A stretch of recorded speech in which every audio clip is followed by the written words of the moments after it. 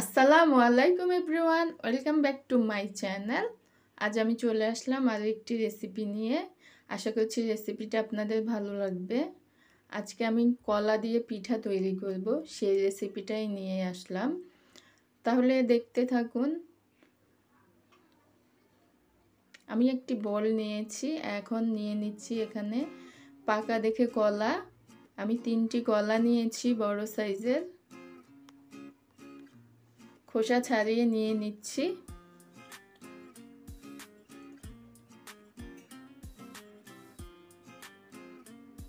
একদম পাকা কলা হলে ভালো হয় পিঠাটা।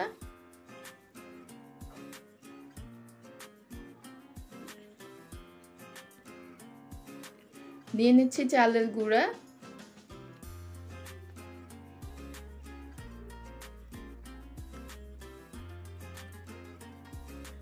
দুই কাপ পরিমাণে নিয়েছি চালের গুঁড়া।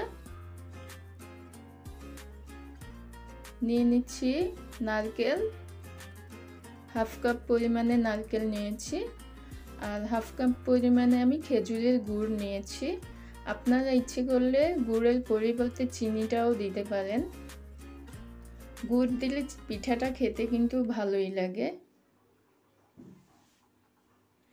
এখন মাখিয়ে নিচ্ছি। এই তো হয়ে গেল মাখিয়ে নেওয়া। আমি কোনো পানি ব্যবহার করিনি, শুধু কলা দিয়ে মাখিয়ে নিয়েছি। এখন আমি ভাজার জন্য চলে যাব।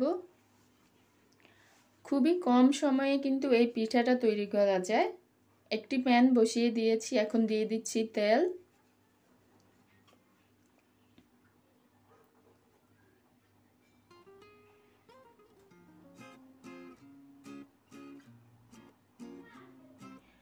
তেল গরম হয়ে গেছে, এখন পিঠাগুলো দিয়ে দিচ্ছি ছোট ছোট করে।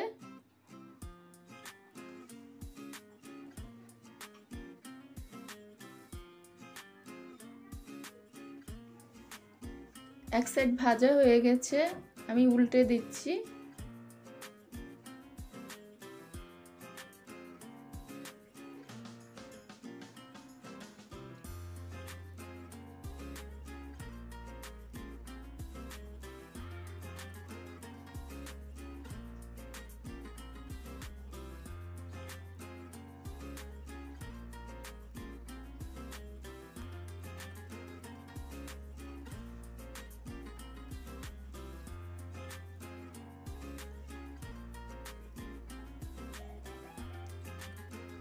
এভাবে আমি সবগুলো পিঠা ভেজে নেব।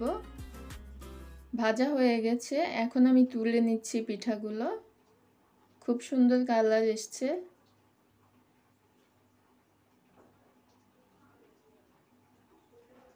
এই তো হয়ে গেল আমার পিঠা তৈরি।